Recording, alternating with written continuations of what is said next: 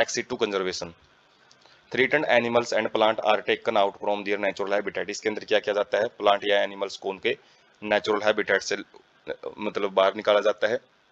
And placed in special setting where they can be protected and given special care. और ऐसी जगह पे उनको सेट किया जाता है, उनको रखा जाता है जहाँ पे उनको प्रोटेक्शन एंड स्पेशल केयर मतलब एक स्पेशल विशेष प्रकार की देखभाल उनकी की जाती है। जैसे जूलॉजिकल पार्क है, बोटेनिकल गार्डन है, वाइल्ड लाइफ सफारी पार्क होते हैं। तो ये ऐसे ही प्रोटेक्टेड रीजन होते हैं जो कि एक्सिट टू कंजर्वेशन में आते हैं। Many animals have become extinct in wild but maintained in zoological parks.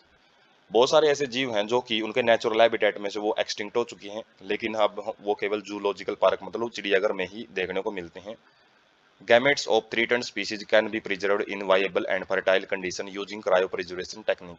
तो जो गैमेट्स होते हैं, युग्मक जिसको बोलते हैं हिंदी में, जो कि male and female sex organ से बनते हैं सेक्सुअल फर्टिलाइजेशन में, सेक्सुअल रिप्रोडक्शन में।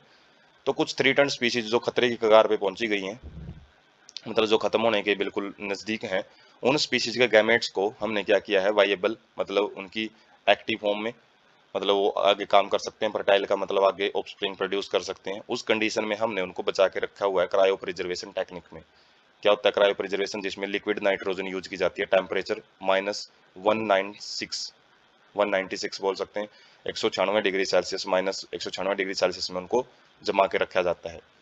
Eggs can be fertilized in vitro and plant can be propagated using tissue culture method। तो जो एनिमल्स हैं उनको हम क्या कर सकते हैं, इन गैमेट्स की मदद से जो एग हैं उनको फर्टिलाइज कर सकते हैं लैब में और ऑफस्प्रिंग पैदा कर सकते हैं। और जो प्लांट्स हैं उनको हम प्रोपेगेट कर सकते हैं। प्रोपेगेट मतलब अलग अलग प्लांट पार्ट से अलग अलग टिश्यू कल्चर है, जैसे टिश्यू होता है, टिश्यू को हम बढ़ा के प्लांटलेट्स वगैरह बना सकते हैं, और जिस प्लांटलेट्स को फिर मिट्टी में उगा के एक नया प्लांट्स तैयार कर सकते हैं। Seeds of different genetic strains of commercially important plants can be kept for long period in seed banks। तो सीड बैंक्स होते हैं, उनके अंदर जो अलग अलग सीड होते हैं, अलग अलग जेनेटिक स्ट्रेन का मतलब अलग अलग किस्मों के जो कमर्शियली इंपॉर्टेंट प्लांट होते हैं, उनके खासकर उनको हम लंबे टाइम तक, लंबे पीरियड के लिए सीड बैंक में स्टोर करके रख सकते हैं। तो जो पिक है एक्सिट टू कंजर्वेशन में, जैसे पार्क वगैरह होते हैं, जूलॉजिकल पार्क या फिर ब्रीडिंग कुछ केंद्र होते हैं, ब्रीडिंग प्लेसेज। कैपेटिव ब्रीडिंग का मतलब है यहाँ पे जो ह्यूमन केयर के अंदर ये ब्रीडिंग वगैरह है, अलग अलग, जैसे एक तो नेचुरल वे में ब्रीडिंग करते हैं राइनोसोर्स, एक इनकी ब्रीडिंग एनिमल ये ह्यूमंस की देखरेख में की जाती है, जैसे ग्रेट प्लेन्स जू अमेरिका के अंदर है ये।